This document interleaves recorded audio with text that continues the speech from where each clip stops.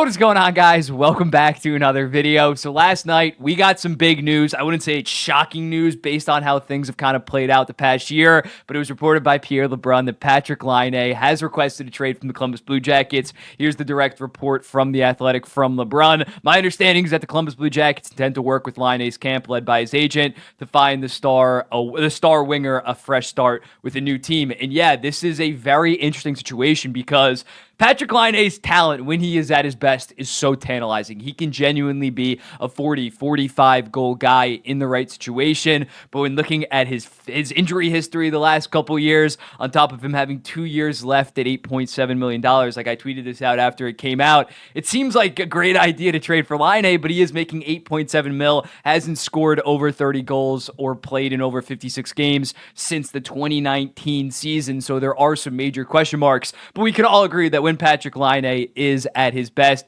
he's one of the best goal scorers in the entire NHL. Here's his advanced stats profile. Previous years, his defense was far worse, but it has improved in recent years, and he's one of the best finishers in the entire NHL. Has he been putting up those high goal totals? No, not so much because of the injuries, but if he is healthy, he can be a massive add to a team. But this deal is going to be very hard to do considering his $8.7 million.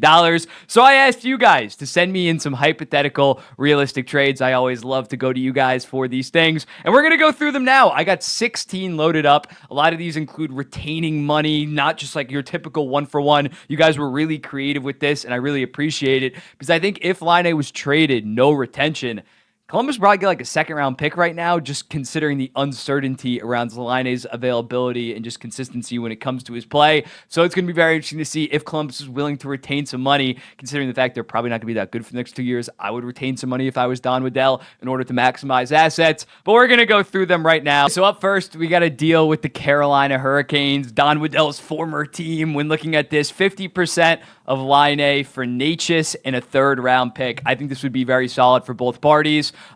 Columbus gets a guy that's a year younger that would potentially want to be in Columbus for the long haul, a legit top six forward, and be able to, yes, they would want like a second-round pick instead of just a third, just considering the retaining 50% and maybe getting the worst player in this deal. But I think that would be very solid asset management by the Columbus Blue Jackets in terms of getting a high-end player for a Patrik Laine. And if you're Carolina, you reunite a Sebastian Aho with the Patrik Laine, that legendary World Junior Championship team, on top of the fact that at only $4.35 million for a guy that could potentially score you 40 goals, that would be great. My deal would be more so maybe like a second-round pick in Marty Necas, but that's a very solid deal to start it off. Calgary, Mangiapane and a second-round pick. I believe Mangiapane has 1 year left at around $5.5 million or something in that neighborhood. I think it makes sense for both parties. If Calgary's not really trying to do like a nuclear rebuild and more so of a retool, I think Patrik Laine definitely has a higher upside. And if you're the Columbus Blue Jackets, you can maybe flip Mangiapane at next year's deadline or just during the summer,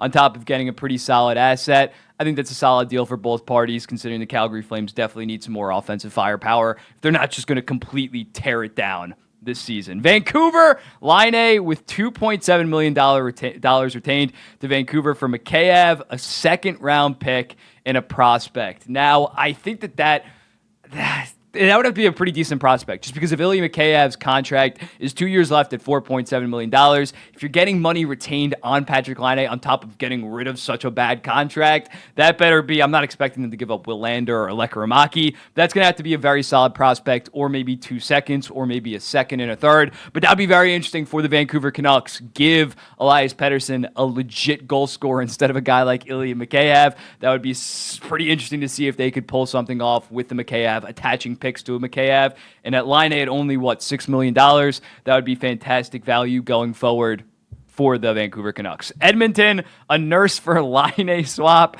I don't think that's really feasible. Nurse's contract is one of the worst in the entire NHL. Maybe if you package a boatload of picks and prospects with that, you can make something work, but I'm not too sure. The New Jersey Devils, a second and a third round pick. I'm not sure the Devils are really in the market for snipers at this point. I think Timo Meier was their last big time forward addition that they're going to get. A guy that can get you 40 goals, that has gotten 40 goals in the past and is more consistent than, say, a Patrik Laine. I don't really love love the idea of New Jersey bringing in a guy that expensive, especially when they got to pay some of their younger guys up and coming, and they might honestly take a forward in this year's draft to 10th overall. Not a huge fan of that. Montreal, Josh Anderson, the 26th overall and a 4th round pick. This is interesting because Columbus isn't planning on winning for the next 2 to 3 years, maybe you look at that, just considering the fact that the 26th overall is a pretty valuable pick. I think there would have to be a 3rd instead of maybe a 4th, just because Josh Anderson's contract is that bad. I don't love the fit for Laine in Montreal, just because I think they have a lot of young guys that need some more time and can turn into high-level players and be a lot cheaper than a Patrick Laine.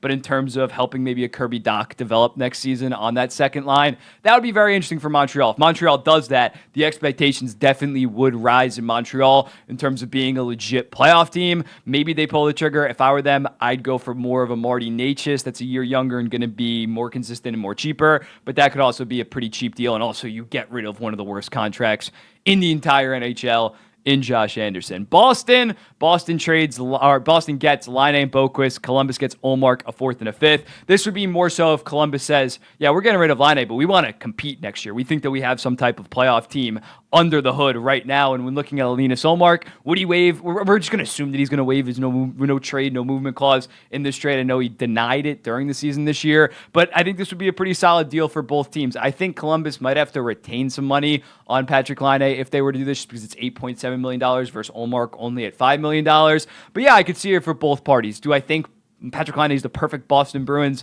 two-way gritty style of hockey? No, but they need more offensive explosion heading into this summer, and you're not going to find the player that kind of has the upside and is that young, 26 years old Patrick Laine on the open market. Yes, you can maybe get like a Jonathan Marchessault or Matt Duchene or Elias Lindholm, but they do not have the upside of a Patrick Laine, so that'd be very interesting for them to kind of pull off some type of Laine deal that would make their offense far more interesting heading into the season outside of Marchand and David Pastrnak. Chicago, a 3rd round pick to Chicago or something. And also I got this one, Laine and a 7th to San Jose for a 4th.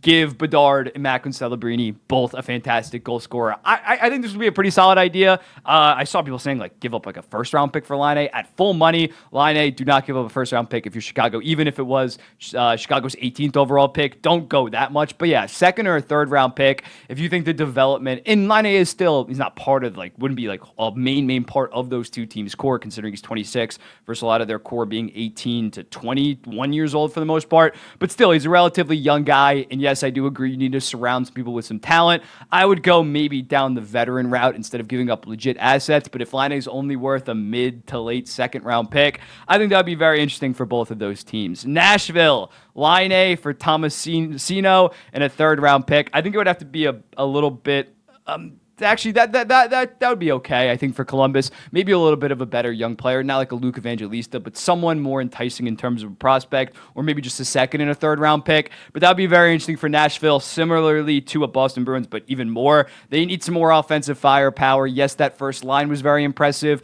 but their bottom 9, if you want to call it that, really lacked high-end playmakers and shot creators like a Patrick Laine. So I think Nashville, they freed up a shit ton of money from the Ryan McDonagh trade, didn't retain any money on that $6.8 million contract. If they want to be really aggressive this summer, I wouldn't hate acquiring a Patrick Laine. I'm not sure who he'd play with on that second line, or if they just bump him up and replace him with Gustav Nyquist. I wouldn't touch that line just because it was so fucking good. But a second line, Patrick Laine in Nashville, that could, do I think they would actually go on like a deep playoff run? No, but there would be a far more interesting offensive team heading into next season if they pulled off some type of Patrick Laine deal. Of course, you were going to get these from Steven. PLD for Laine, real funny. I don't think that's going to happen, considering PLD's contract is looking like a goddamn abysmal shit show out there in LA. Not sure Columbus is frothing out the mouth for that, but that would be an insane reunion. PLD coming back home to Columbus. Winnipeg, Patrick Laine, and a 6th round pick for Nikolai Ehlers. I think Ehlers is far more valuable than a Patrick Laine, especially considering the fact that Ehlers is only making $6 million next year versus $8.7, and an Ehlers extension won't even be $8.7 million. Probably be like 7.5. I wouldn't do that if I was Winnipeg Jets. Also, I'm not sure Laine is thrilled to go back to Winnipeg based on how things ended in Winnipeg overall. The New York Rangers, we got Capo Caco for Laine. No, Capo Caco and Trouba at 50% retained for Laine. This would be interesting. This would, again, I think you would have to give up an asset like a second, maybe even a first round pick, just to even dump half of Trouba's contract. Now, Trouba has a modified no trade clause. I assume that Columbus probably would be on that modified no trade clause. But when looking at it, I guess it's an interesting deal. Columbus says, yeah, we'll take Trouba for 2 years at $4 million to just kind of kill people on our second pair, and we get Capo Caco, and maybe you throw in a second round pick. If they're not trying to be competitive the next 2 years, I could see that from a perspective. Obviously, Laine on that first line with Mika Zibanejad and Chris Kreider. If Kreider and Zibanejad cannot perform at 5-on-5 with a goal scorer like goddamn Patrik Laine, then just nuke the entire core or at least trade those two. That'd be very interesting. Not very feasible, especially considering they're in division, but I love the creativity on that one. And then actually, no, we got one more. We got one more kind of joke one. Laine to Vegas for a second and a fourth round pick. Mark Stone gets another surgery, is on LTIR. Would love to see that happen. That would be hilarious. And then lastly, my New York Islanders. Laine at half retained to the Islanders in exchange for pick 20. Yes, I think Laine at $4.35 million might be even worth more than the 20th overall. We might have to throw in a second or a third round pick. We don't have a ton of prospects, but that would be fantastic. Laine at half retained is a fantastic player. When looking at it, I think they're only going to retain like 1.7, maybe 2.7 to get him at $6 million.